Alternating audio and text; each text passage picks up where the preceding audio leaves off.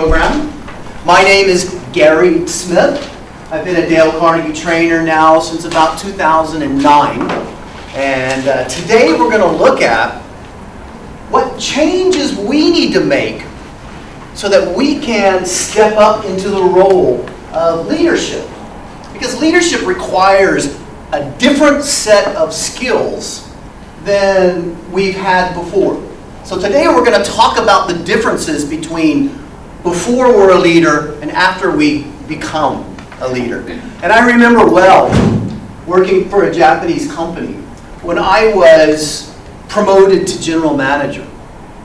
And I'm thinking, wow, this is great. Now I'm a leader. Now I can tell people what to do. They have to listen to me. They have to follow me. And that didn't work well. That didn't work well at all. I had no respect. People didn't trust me. People didn't have confidence in me. They didn't have confidence in my decisions. I didn't explain directions well. And it took me about one day to learn I was not very good at leadership.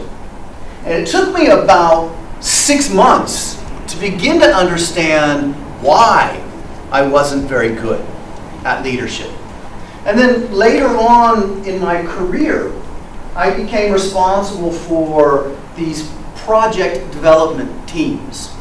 And I had essentially 4 independent teams working under me.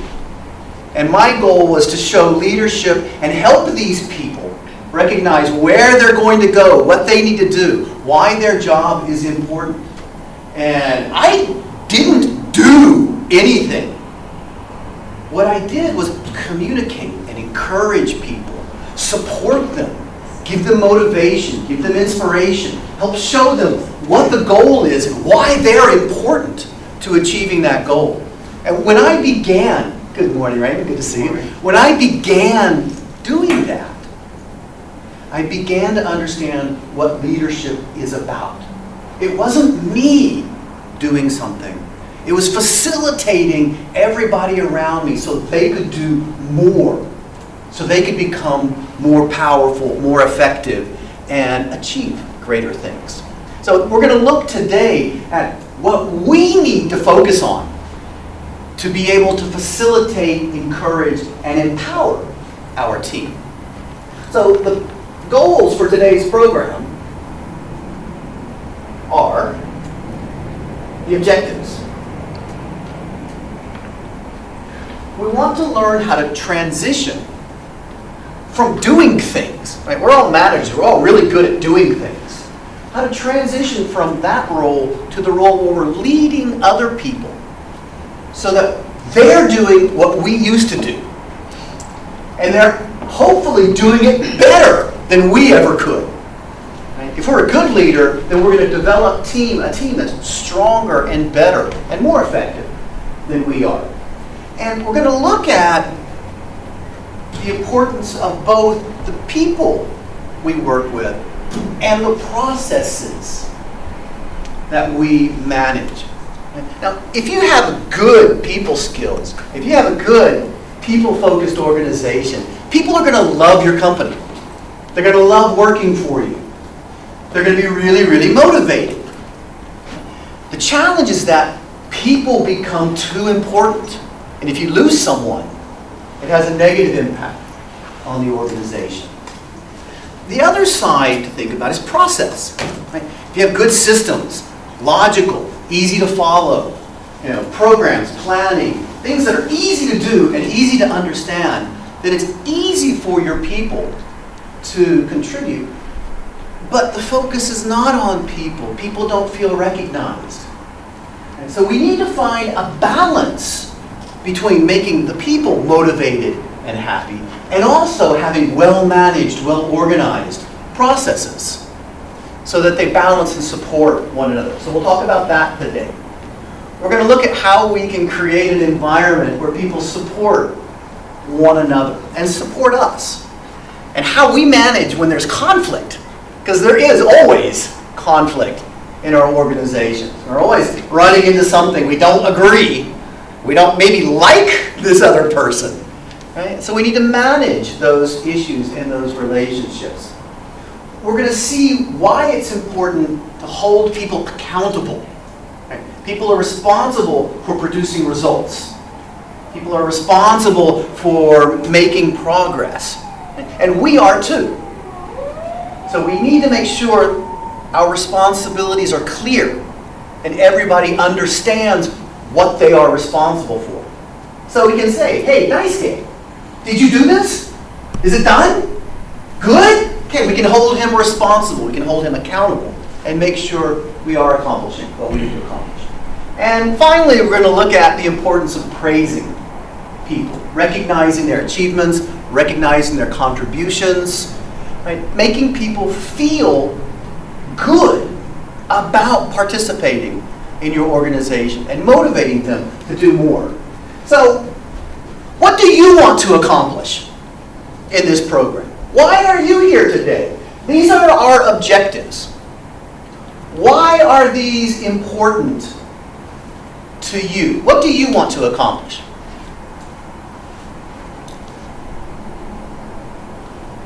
Who has a goal for today?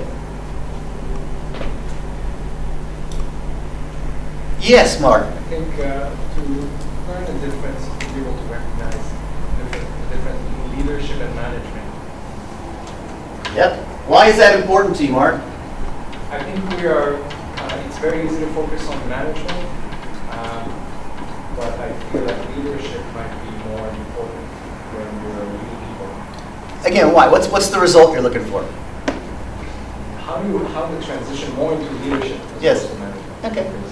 And I think that's probably the balance between processes and... Absolutely. We will definitely talk a lot about that today. Who else has a goal for today? Yes, Dado. I need to learn more delegation. Delegation. Why is that important to you? Because usually we have no time, so I just focus on the results. Yes.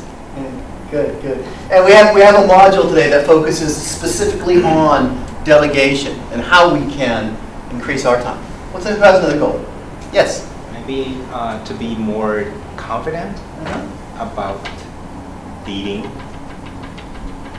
Why is that important to you, Shingo? Well, I tend to be aggressive or proactive when I tackle things. Right. I just feel that I need more kind of background knowledge. Okay. How to manage or how to proceed with the task. Okay. Where would that help you? Is it in terms of gaining trust from your staff?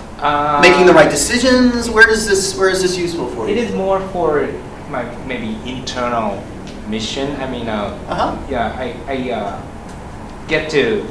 sometimes a little frustrated or intimidated when I do or say something active. Yes. So in order to lead the team or lead the project, I just wanted to be more solid Yes. in a way. Yeah. That make myself believe in what I'm doing. Okay. Okay. So I think some of that often ties into having a very clear vision of where we're going and knowing that what we are talking about, knowing that what we are asking people to do has a purpose. And it's a purpose that everybody needs to share. And that's very important. We'll talk about that today. What are some other goals for today? Yes, DA. For me personally, I would like to get more assertiveness. Why is that important to you? For me, the truth is one thing I was trying to move on to a different role. Yes. In management, I've been in 9 years, but I've been trying to go to somewhere that's a bit more difficult or challenging. Yes. And also the other thing is that the current team, because I have older people who are working on my team, and usually very, very careful and very Yes. respectful. Yes. But sometimes that's not really strong enough, and I'm like tipped away. Yeah. And from my management, I'm not strong enough. Right. So again, it's the balance between requiring people to do things that you need them to do and maintaining good relationships. Right. This is part of the managing conflict comes into that. And also helping people be motivated to do what they need to do. Right? And we need to be assertive about what the goal is. What the tasks are, what the responsibilities are. And by doing that, people will go, okay, it's not you, it's the company, it's the task, it's the goal. And that helps a lot. We'll talk about that today. Yes? Yes, I think Nicholas. looking also for practical tools, because as you said, you can Yes. say yes, you did a good job, that's nice, but maybe it's not enough, I guess, to motivate the employees. So sometimes when you have tools just to know how to encourage them, I think it would be great.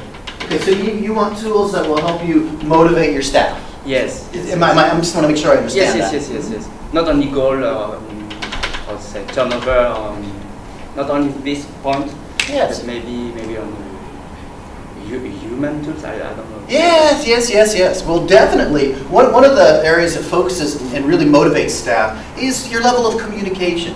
How open it is, how confident your communication is, how empathetic you are to people. Are you building good relationships? And we use that to help motivate people and get them to understand goals. So we will talk about things that do that. Who's next? Yes, now. I'd like to know how to get trust from people, Okay. from my team. Mhm. Because the team building one of the main issue and most important things to me. Yes. So without trust, you can't build a good team, can you? How would trust help you more specifically? I really do. And for example, when you give people a direction, they'll say, well, yeah, Naomi knows what she's talking about. We believe her. We trust her. So they won't question you perhaps as much. Maybe they'll follow your directions. Is that something that would be useful? Yeah, okay. And trust is very, very important. Who else? Any other ideas? This table's been very, very quiet. Who over here has a goal for today?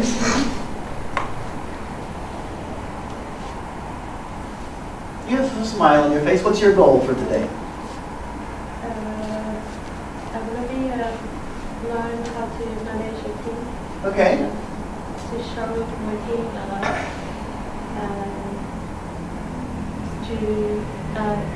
my team can follow me. Yes. As a good example and show direction to create direction with team. Yeah, this is a very, very important issue, Megumi, that you brought up. As leaders, we need to be a role model. We need to be an example for our team so that they will do what we think is appropriate. Is that what you were looking at? Arisa, how about you? You came in last, so I'll call you by name. Sorry about that. That's quite all right. Maybe my point is a little bit different from others, because I'm in charge for HR. Yes. And I'm now thinking about the training program for next year. Yes. So one of my goal for today is that I would like to know about this program. Okay. Whether I'm going to implement to Okay. my company next week. Okay.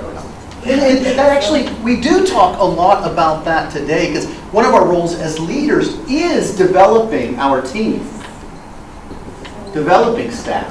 So that's one of my goals. Good. And also I'm a manager. Yes. So I'd like to learn a lot about leadership as Yes. well. Excellent, excellent.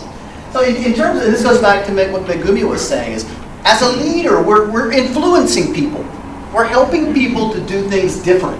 We're helping people to do things better. And it's one of our responsibilities as a leader to develop our staff. Right? We want our staff to be doing what we used to do as a manager. And we want them actually to do it better than we ever did. So we need to develop. We need to develop their skills, their motivation, their understanding of the vision, their creativity, all of these characteristics that make our staff more powerful. Who else? There you go. How about you? I'll start calling people by name now. Mhm. Oh, you already contributed. Sorry. Not a good leadership skill. Nice. How about you? Actually, I'm a pretty beginner to help team. Okay. Just only, but I used to be a researcher. Yes. So I would like to know how to manage or logical way Mhm. or techniques to manage people. Yes. Actually, I'm working with my team as a friend, but Yes, good. sometimes friend is not right. We have to make strong decisions, Yeah, right? it is really difficult to say something Yes. strongly, something. DA, I imagine you can empathize with that. You need to say something clear and direct, but you hesitate because of the relationship or because of the history. And a lot of times, in most cases, people are chosen to become leaders because they're good at what they do. They're not chosen because they're good leaders. They're chosen because they've demonstrated success, ability. And I have seen so many clients, and I've worked with so many clients, where really, really efficient and high quality managers turned out to be really bad leaders because they kept focusing on what they would do and what they could, the tasks they could accomplish. I can always do it better than Nicholas, so why would I ask Nicholas to do it? Right? And they never take that step up into leadership because they're focusing on tasks. Who else? Maybe we haven't heard from you today. What are you here for?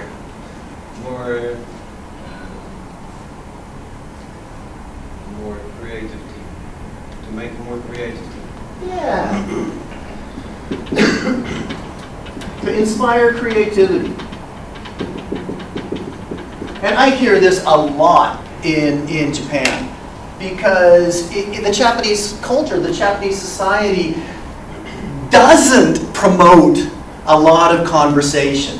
It doesn't promote a lot of ideas. People sit quietly and they wait for their manager to tell them what they should do. And as good managers, as good leaders, we want more ideas. We want to inspire our staff.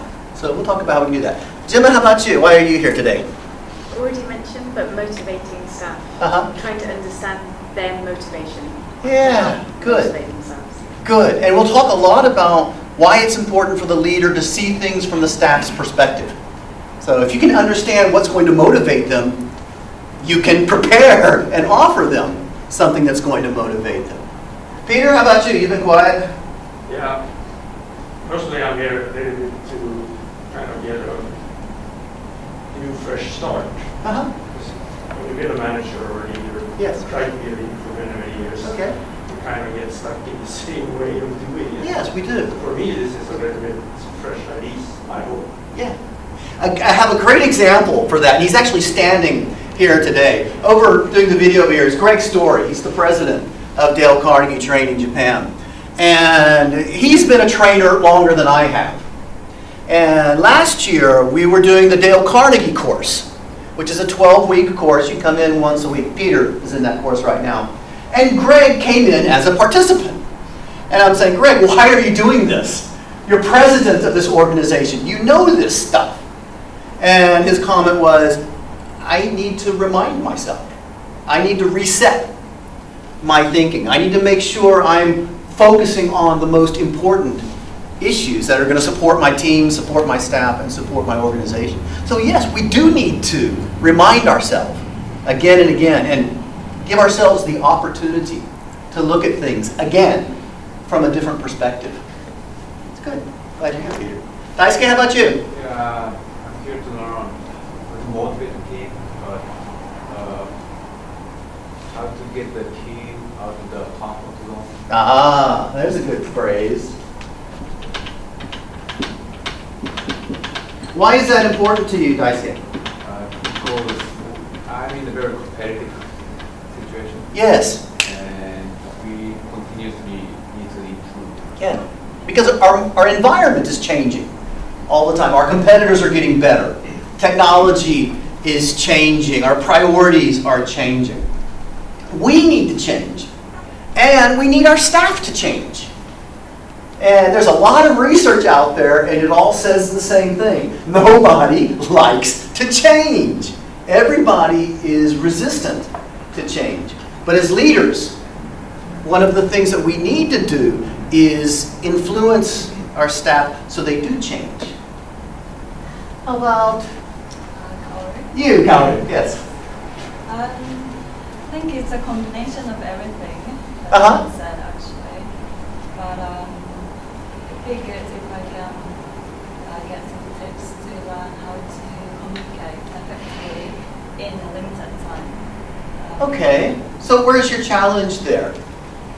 Well, I have older people in my team as well. Ah. And we don't see each other that often, so maybe I have to think of a way to communicate with them. Right.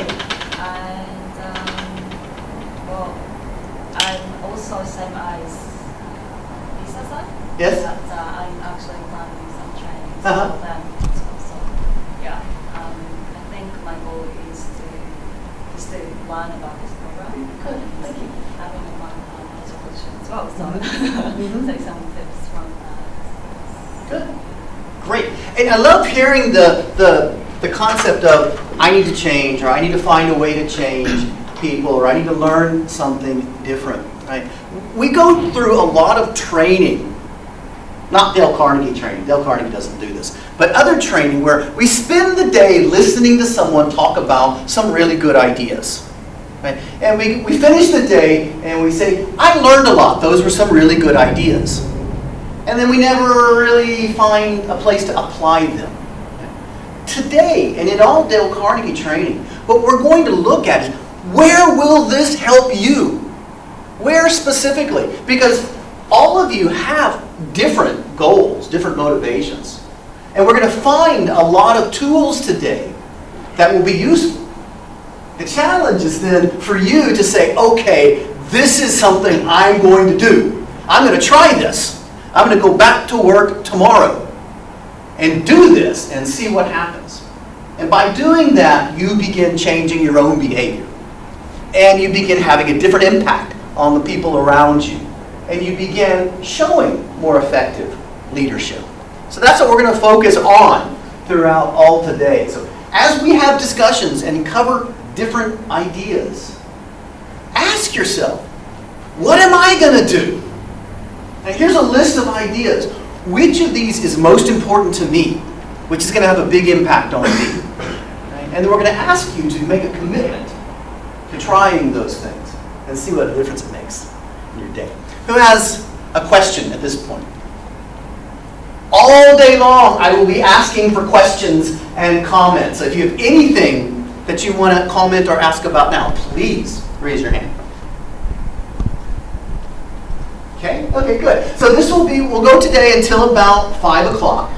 We'll take a break in the morning at about 10:30. We'll have lunch from about noon. We'll take another break in the middle of the afternoon. Okay? And then we should finish right around 5 o'clock. Always, if you have any comments or questions, don't hesitate. If I'm talking too much, this is not a successful training. You should be doing most of the talking. Because this is a work day, many of you may have some responsibilities that you cannot ignore. If that's the case, if you need to take a phone call, please make the decision to do so, but please to step outside the door so you don't interrupt. If you can turn off your cell phones, do it so that you can focus on the training. But it's your choice what you need to do. Okay? So are you ready for a good day of training? Yes? Yep. Yes? Okay, good. I hear that. Okay, so we're going to start with Module 1. And in this module, we're going to look at how we can optimize ourselves, how we can plan our time better, and how we can grow our leadership styles and our leadership potential. And how we can look at the successful drivers for leadership and how we can incorporate them into what we do. So when we look at leaders, there are 5 drivers for success. And the very key first driver, as came up earlier, is changing from being a manager to being a leader. Changing your mindset, you need to change your skill sets. How do we balance the people and the process that we work with? And how do we balance motivation and accountability?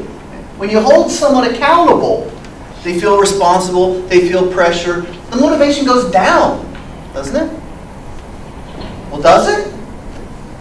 Is there a way to both hold people accountable and keep them motivated at the same time. And we're going to talk about that this morning. Okay? We're going to talk about how we can coach for results, how we can coach our staff, motivate them, build stronger relationships, so that they're focusing on what they need to achieve, how they can contribute to the organization, and how we can handle conflict and negativity. So, which for you, have a discussion at your table, which of these drivers is most important for you? Let's take just 2 minutes at our table and share which of these objectives is the most important for you. 2 minutes. Thank you. Let's come back in the middle here. Now, one of the reasons we just did this was to help you kind of clarify what's a priority for you. But this is also an opportunity to practice leadership skills. So each of you now has a better understanding of what your other teammates want to accomplish, what's important to them. Right, one of the comments that came out earlier is, I want to be able to understand what motivates my employees better. Right? You now know what's going to motivate the people at your table. So in your leadership role, you now have an opportunity to influence, encourage, provide support to the people around you so they can achieve those goals. It begins by understanding what your staff want to achieve, what they want to accomplish, what motivates them. So you now know, so you have no excuses. Right? You're in a good position now to support and promote improvement in your team. Okay. So who identified transition from doing to leading as their most important objective? Why is that? What does that mean to you, Daisuke? It's more to a delegation. Yes? Yeah. You're doing, but the team do. Yes? Take initiative. Why is that important? I mean, it gives you more time, we know that, but what else is it important? Because each will multiply the sales force. Yes? And how does it impact your team's motivation?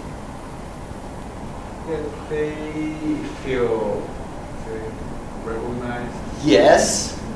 Feel recognized, they feel trusted. Right? Maybe they feel like they've got some authority, so that they're moving up. Right?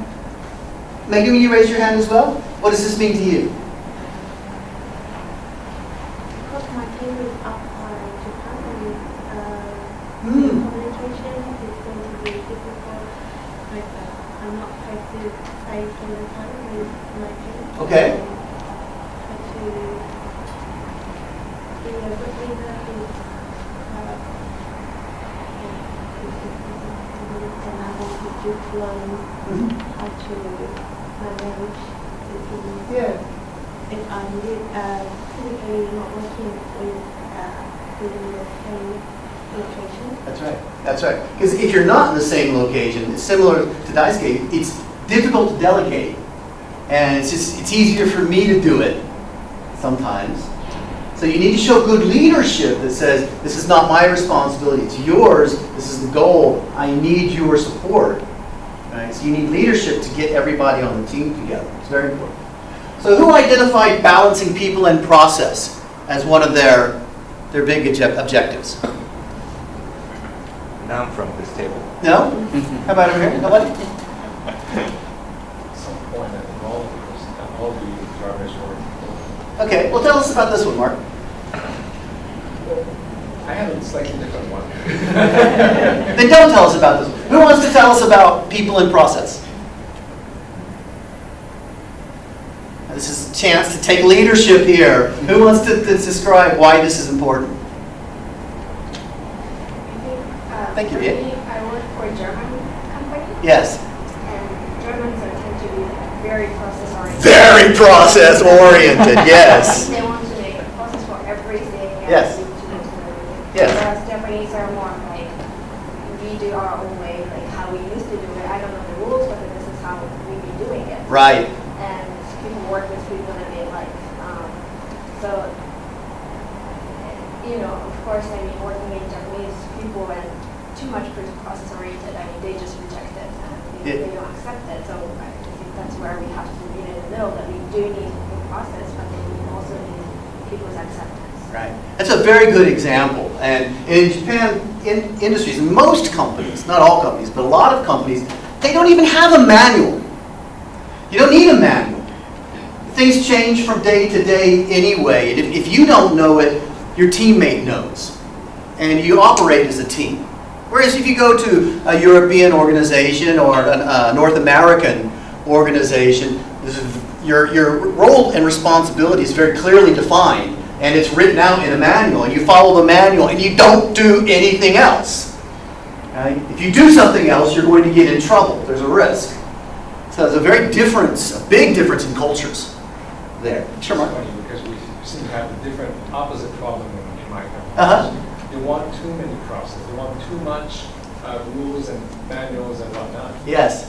Whereas my company is a 50% Canadian owned, and in Canada you don't have rules. pretty much no rule. Anyway, rules change, and then even if you make rules, the thing is, the more rules you make, the less creative you'll be. That's right. And we want to empower people and encourage them to become creative. Right. So I don't want to make rules. Yeah. But then they need it. Right. So finding the balance is very difficult. Right. Right. That's a good point. So do you create rules just for the sake of creating rules, or do you create rules because it facilitates and empowers? And if you're thinking about the people and what you can do with the people and how you can make them creative, then as you design those rules and begin to put them in stone, you do that in a way that facilitates people. I want people to be flexible.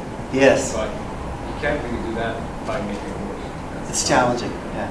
And yet organizations sometimes need rules. We all need some level of organization and structure. So it is a balance between the two. And it can go either way.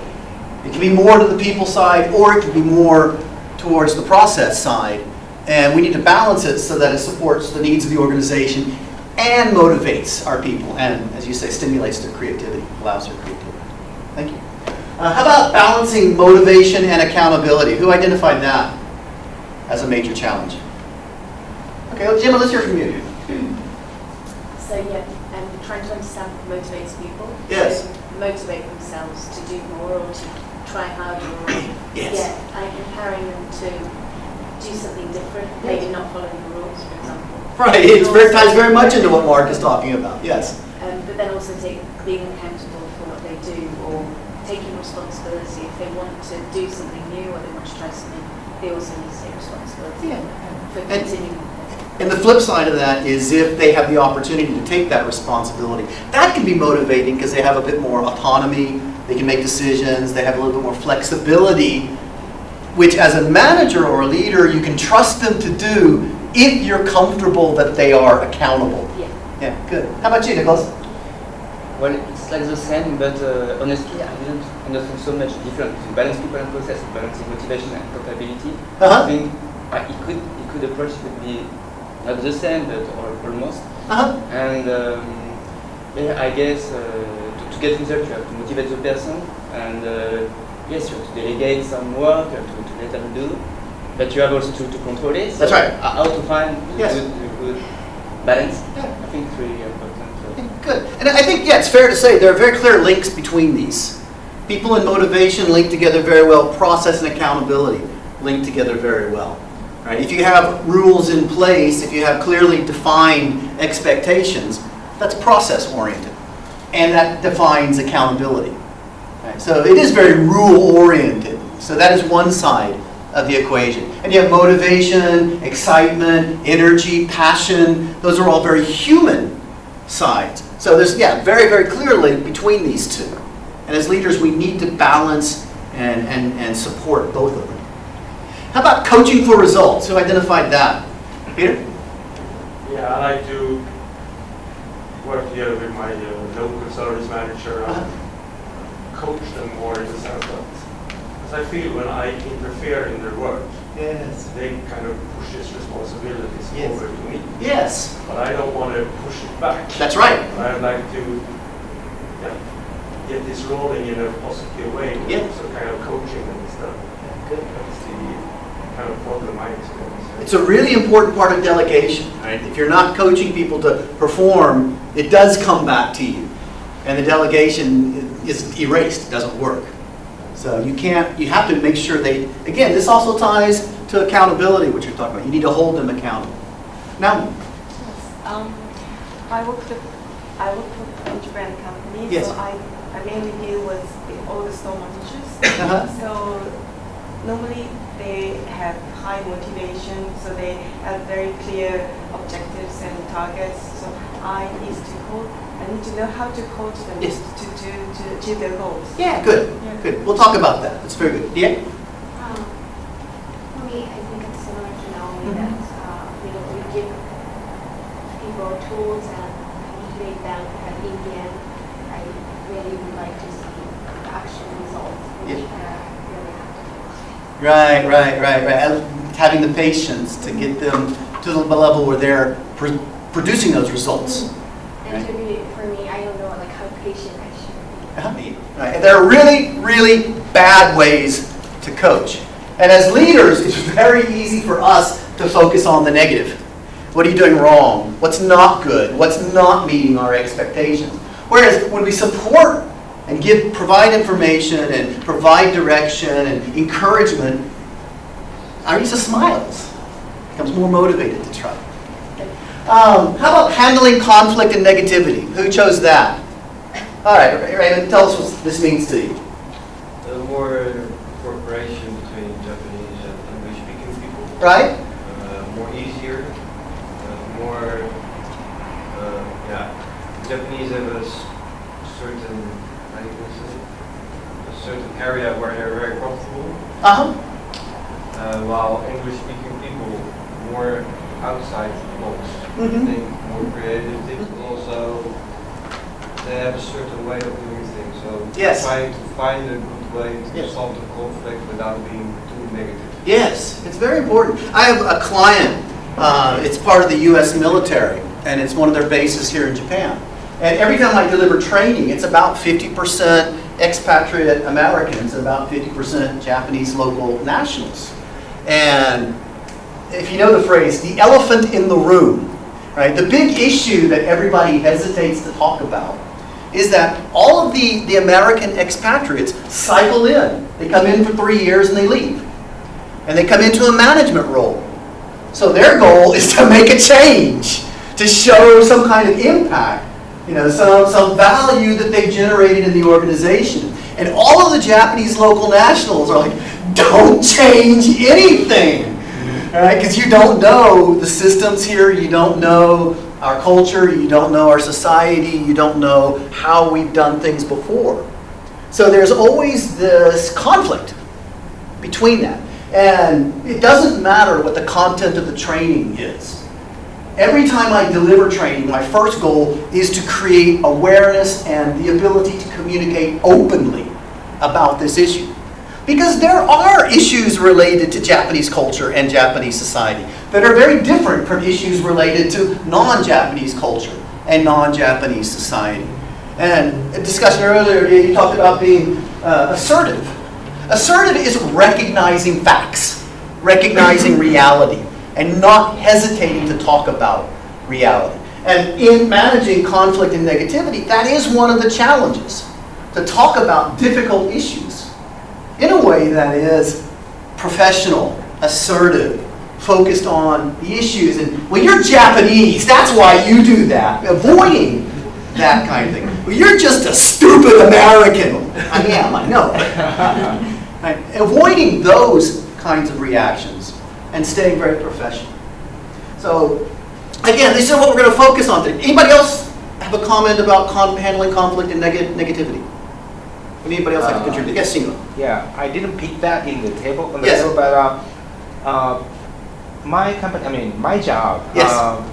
is an IT guy, and actually in my office, me and other guy Yes. are the only people in my division, and other people in my division, other my colleagues are all located in different countries. So even if I work in my company like 10 years, I will never get to see them. Oh, interesting. Yeah. That's an interesting environment. So, but as always, we have some frustration against other teams, Yes. other colleagues. Yes. But in this case, frequent communication will not happen because of the time difference. Right. So probably to be more effective in communication will be a kind of key. Yeah, I think so too. I think so too. Yeah.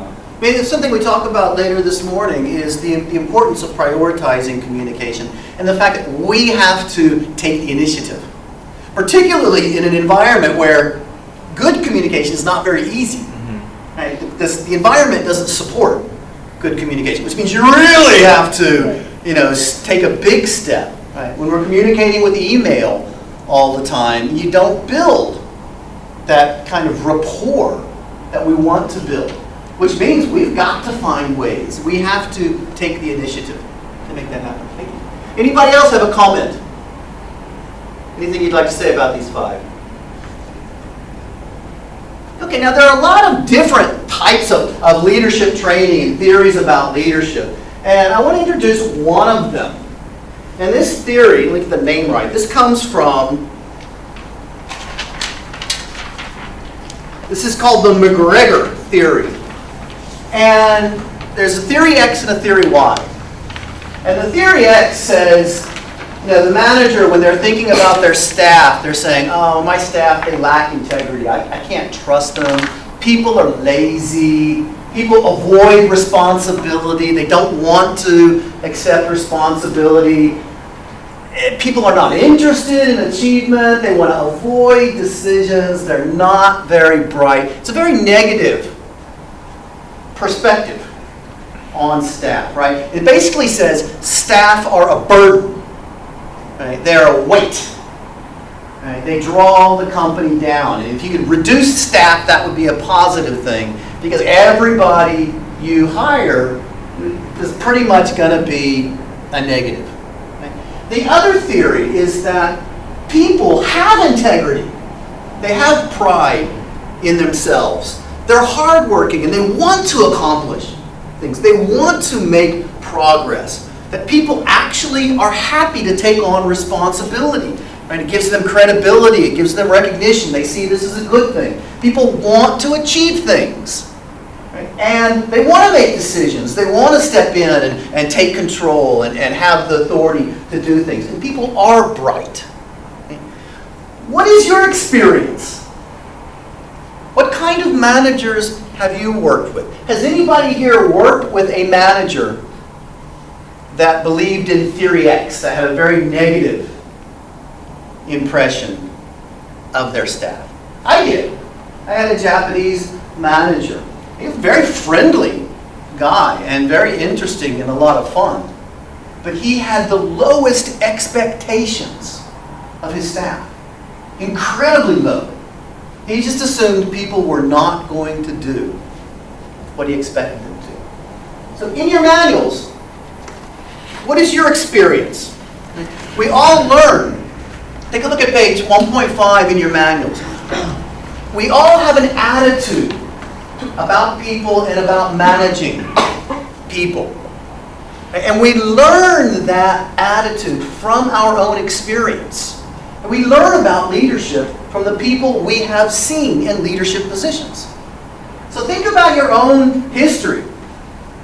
And who has helped create your attitude? Who has had an impact on your attitude towards leadership? For example, what did your mother teach you about leadership? My mother taught me a lot about leadership because she would always take responsibility. She would never hesitate to do things. She was always organized and she was always very clear about her goal and about what needed to be done. Her priorities were always very clear. I still try to emulate my mother because she was much better at doing it than I am. So look down this list of people. What did your mother teach you? What did your father teach you? When you were an elementary school student, what did you learn about leadership? And then when you were in high school, what did you learn about leadership? Who had an impact on you? In college, from previous managers that you've worked for. When you have been in a leadership role, what have you learned? And then what do you think is your mission as a leader? What do you need to accomplish? What is your greatest challenge?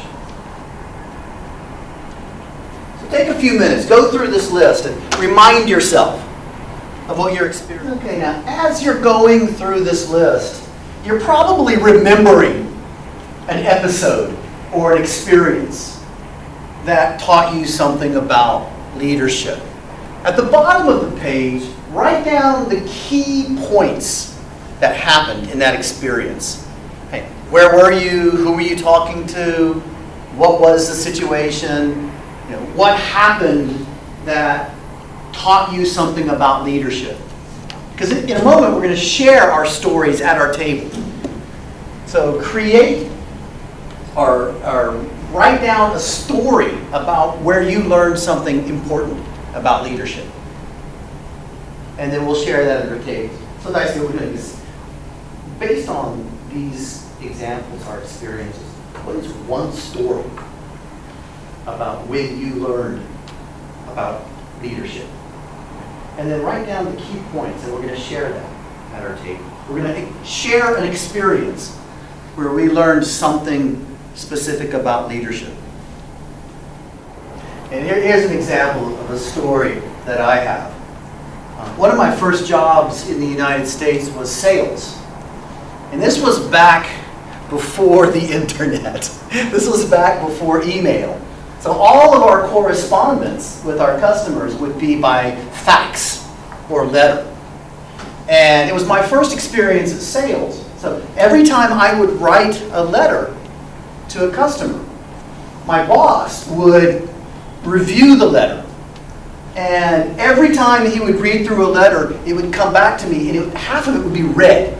He would have changed 50% of my letter. It's very frustrating, because I thought I was good at writing.